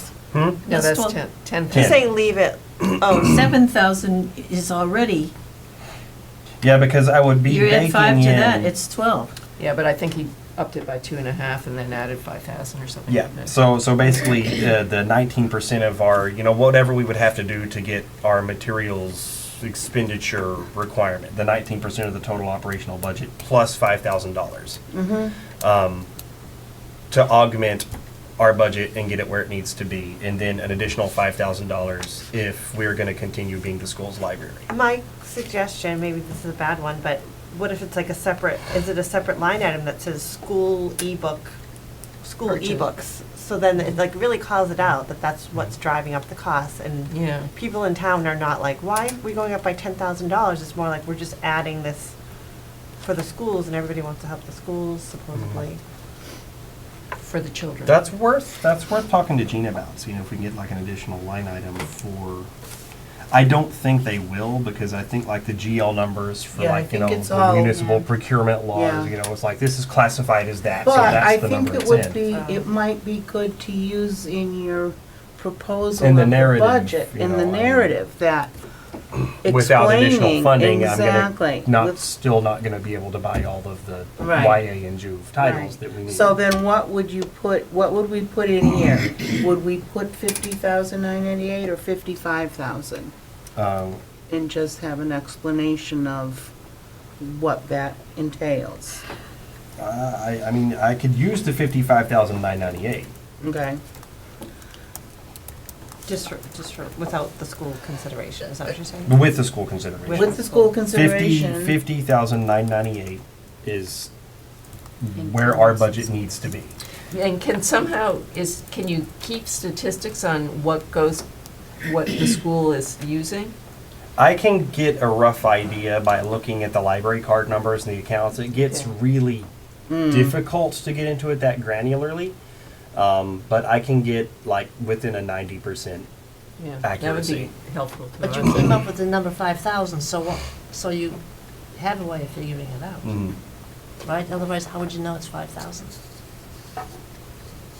That's going by Juve and YA licenses in Overdrive that people have been waiting on for more than 2 weeks. So 2 weeks, gosh, I thought you said 40 days was a. 40 days is the average anybody waits for anything in Overdrive. That's like the consortial-wide average wait time for any material.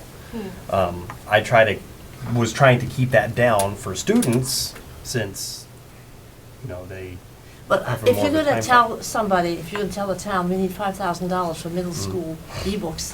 I can you justify have to it. have to have a I real can number. definitely justify it. I mean, the thing is, I can justify more. I could easily justify an additional $20,000 into the CERC budget if I look at, and if that's what the board wants me to do, I could do that. I mean, I think that it would raise a lot of eyebrows. Yeah. No, I mean, no, but, no, no, I'm just I think saying, what Barbara's saying is that, just to take the $5,000, if you're using an amount, what did you say, $75 per license, And that's to 66 purchase, licenses. however many, as close as you can get to 5,000, and make, that number might be, it's gonna not be exactly 5,000, but it, earlier you said that kids need a certain number of ebooks downloaded because they have a project and they need them right away, right? And so you came up with a number of 5,000 that you thought they had spent this past year. Yes, that's what I spent Okay, over the so- course of a year on YA and Juve titles. In Overdrive, that But were those they weren't all mm, used by the middle school though? You don't know that. I don't know for certain. I mean, I can tell for certain if I go into each individual CERC log and track the library card number, but I mean, is that something we want to do? No, I think we should have a good basis for saying we need $5,000 for middle school ebooks. I'm just trying to get at, how do you I've got that justify basis. You've that? seen that basis. yes. Did I copy everyone in the board on those emails I sent to the school committee, or just you? I think it was I just didn't- me I think it was and just you. somebody else. I got it. Oh, got then you something. did. How do you I don't know that remember. they're using it for school maybe projects it was and just not you just and Elaine. reading like everybody else is? I mean. Because how- that is their school project. like they all That read is the the same book. initiative they're doing right now, is drop everything and read, where there is built-in time into every week in the school schedule where students can choose elective reading. They can choose whatever they want to read. Every kid has they were iPads, but they've moved to Chromebooks. So every kid has a Chromebook. Every kid has a library account. If for some reason they had a library account they couldn't use, we've created electronic accounts they can use. Basically a library card number that just lets them use, Overdrive, but not the physical collections. And that's part of their curriculum now, is just read. Anything. Hmm. So they could come to the library and get a book. They could, but they're not going to, because the school has really pushed, this is available on your iPad. Everyone get out your iPads and read now.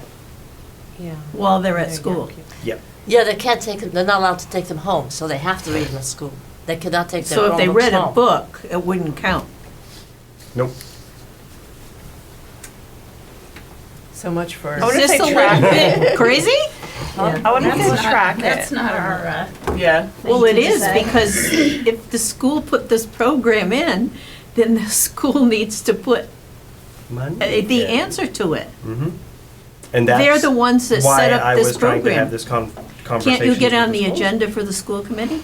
I've talked to the school committee. On the agenda? I haven't been on the agenda. Because I think they don't understand this. They're requiring something that they're not paying for. I think Pretty they clear. do understand it, but the gist I got was, if the student goes in and they can't find something they want to read, they can just pick something else.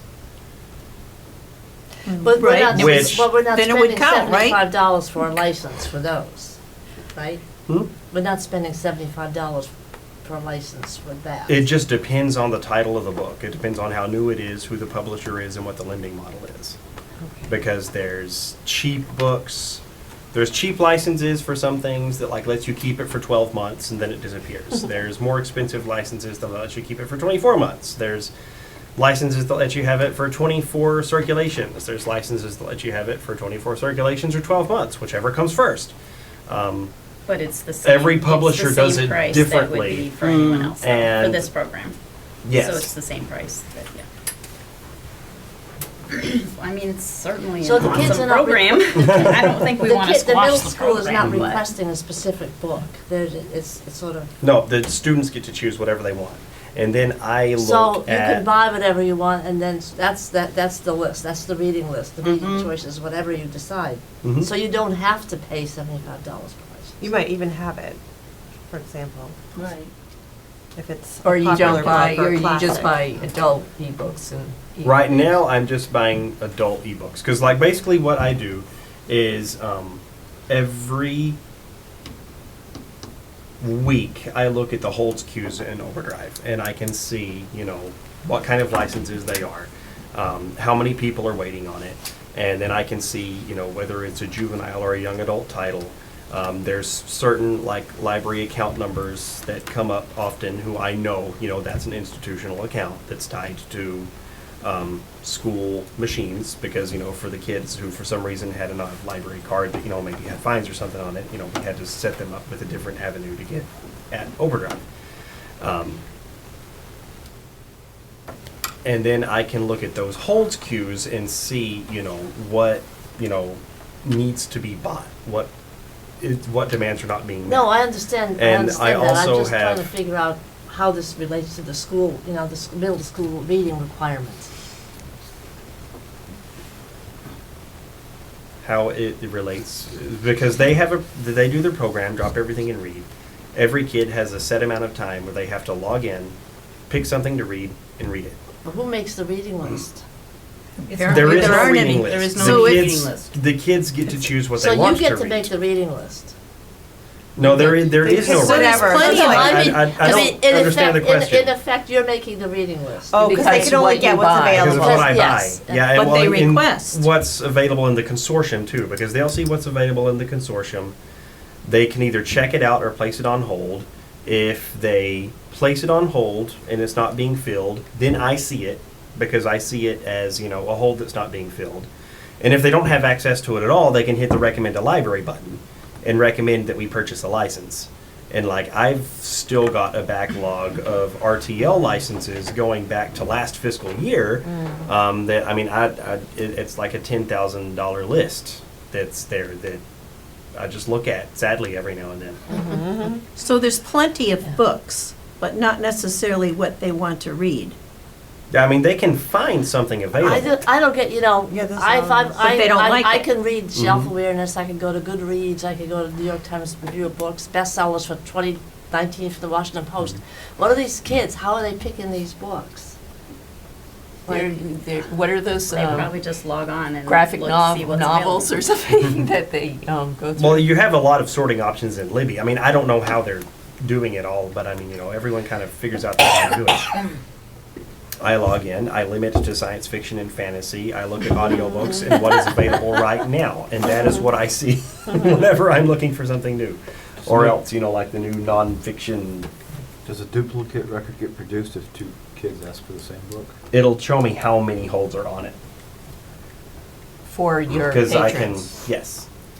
But they can't wait forever because it's drop everything and read, and they're like, I can't wait 3 weeks. But they could read something else while they're waiting. Right. I mean, Right, there's they a must lot be of books forced out to there, do right? that. They can't. Well, yeah, Well, I mean, that's you what can I'm say trying that to about understand, anybody what reading, what you the. know. True, Okay, my- let's put it in exactly it. perspective. Like, you don't have to read anything on the New York Times Exactly. bestseller list, you know, read this crap The instead. classics you can always Well, get. everything that's not on the New York list is not crap. I'm not saying that, but you know, like, if the whole point of the program is you're letting kids read what they want to read instead of forcing them which something is that they don't awesome. want to read. I have mean, a this is question. a How great many, program. how many students are there in the middle school? I think 300 or like 400? there's like around 150 per grade. Yeah, so something like 300, that. 400. 400, okay? So 400 students have to read something every day. So you've got to have a minimum, if you have 400 titles to choose from, all Well, they're right? not reading it in one day. No, but that, They're they gonna have a keep- period of time. It'll take them a month maybe or Maybe, 3 but weeks. they, once but they at all once. have a period Yeah. every day where they need to be reading. They have to have something on their Chromebook that they can read. Right. So if there's 400 students in the school, I get what they you're have to have a minimum of 400 books available. Yeah. Well, why Right. didn't the people who put this program into effect think of that? Okay, well, Nobody thinks of it. I Nobody mean, thinks they of the should have facts. done what you just did and It seems added so much them less out. expensive when you when you just press a button. You're like, this costs $75. Like you wouldn't guess. so if you look at it, say And it's 400 been the students, mentality for 400 years, books. you Well, know. it's there. The mentality is, you know, To we want to simplify encourage it kids to at read. Let's send them to the public $50, library. right. That's $2,000 right there. Well, they For didn't one ask the round of public books. library if No, you would have that's 400 Right. books a day. 20,000. They didn't consult you about that. No one thinks about that. No 'cause one they even just assume thought we where the do. books were 400. coming from. Everyone just assumes we have an unlimited supply of books. Well, send, I don't No, know, just they ask can't. for the They must additional know money more and than that's it. Yeah, he tried, though. No, I mean from the town. Oh, right, yeah. Yeah, no, so no, that's- all I'm just trying to do is If the establish a schools- basis, and, you know, say, that's- this is what that provides. But I mean, and this according to is her the math, I should be historical asking for basis would- $30,000 Oh, yeah. for this project. Okay, at $50 per license and 400 students, $20,000. So, I think asking for $5,000 more is, You know, that was the point I was think trying it to should come from make. the Yeah. school budget. Asking for that is. They have to pay for their unsustainable salaries. And don't say anything to me. But it's, that's what I learned today. It's the school budget is 88% salaries paid. And it's just unsustainable at this point. I'm happy. I would be happy for this to come out of our budget if we can get our budget to increase to reflect it, because it's good for our Yes. CERC Yeah, numbers. exactly. And we have access to the resource. They don't. Yes. If the schools wanted to duplicate this without using the public library, they would have to pay for their own, basically they'd have to buy into CW Mars. You know, they would have to pay their own CW Mars assessment. And they don't have a library or money. And they would have to, you know, and they would have A to have, you know, a librarian. staff, they'd have to have a librarian, they'd Yes. have to, you know, fork out a lot of money to make this Yes. work. They used to have 2 full-time librarians. So I don't, I mean, asking for $5,000, like, to me, that's bare minimum. I mean, that's, Well, I This will, is directly providing a service. And you to were the asking, town. how can I justify these numbers? It's like, I can't justify $5,000. I'm just asking for $5,000 because I'm assuming that's as much as I can No. ask for without raising eyebrows. But if Because you I can don't- justify a lot more. If you put that $30,000, explain that 30,000 in the narrative versus we're only asking for a Right. sixth of that. Because I mean, I'm sending the school committee quotes, Yeah. for $7,000 of You should e-materials send every them month. invoices. Well, if I send them an invoice, then that implies I've already made the purchase, and if they don't pay it, then, we're on the hook for it, and there goes our sub budget for the rest of the year. I will entertain a motion to accept Justin's proposed budget for 2021 as written with an additional $5,000 added to the circulation material. So moved. And a second? Second. Any further discussion? All those in favor? Aye. What time is it? Opposed? And just change gas to oil up here if you make this public. Gas. And also change DUE to DO. It took me the longest Huh? time to figure out what is that. I hear. Oh, yeah, to the annual.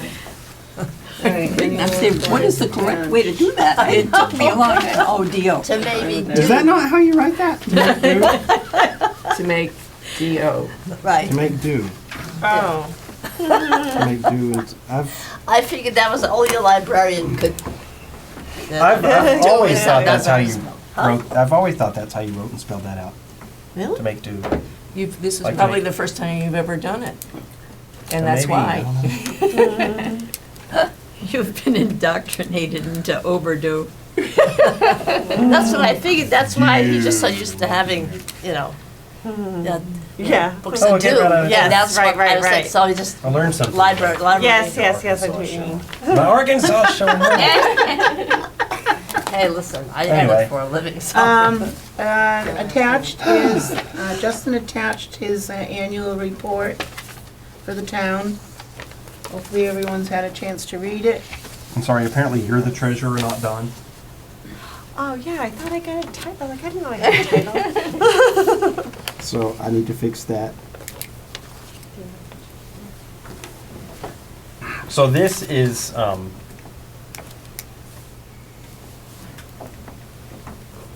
not a lot of narrative, just numbers. And, our new statement, this is exactly how it should appear in the town report because I used the margins and the font and all the formatting marks that Suzanne uses. So like our annual report could theoretically be on one page Okay. without running over 1.5 pages or something And like that that. would save so much money as it is, right? Just by saving Right. 1 times 8,000 or whatever they do. Yeah.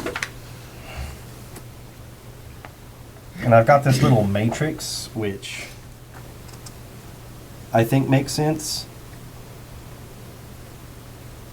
Because format goes one way and age range goes another way. So like you can look and see, the total books that went out, but you can also break it out by age range. But you can also look at how many adult things went out. Mm-hmm.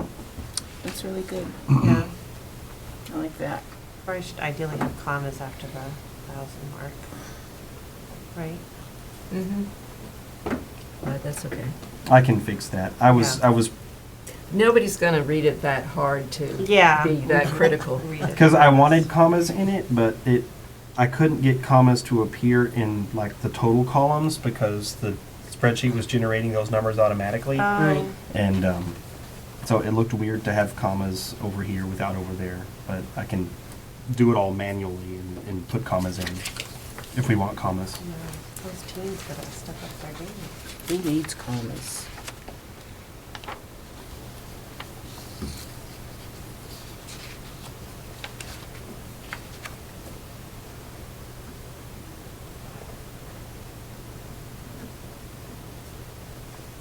I'll make a motion to accept this report with the corrections you mentioned. Do we have a second? Seconded. Any discussion? All those in favor? Aye. And there was one other thing that I was thinking, I guess Justin's review, should we make a motion to accept Justin's review and formally present it to him by means of I Danielle? thought that was you. Yeah. Yes. I entertain a motion to accept Justin's review as printed. So moved. Second. All those in favor? All right, Justin, here's your review. Thank you.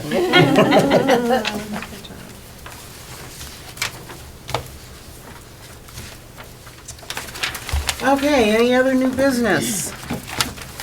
Hearing none. I entertain a motion to adjourn. Our next, we have a motion to adjourn? Yes. You want to stay longer? Do we have a second? Second. All right, all those in Maurice is not favor? getting her check tonight. And what time is it? 9:05? 9:05. Next meeting, January 28th, only a couple of weeks away.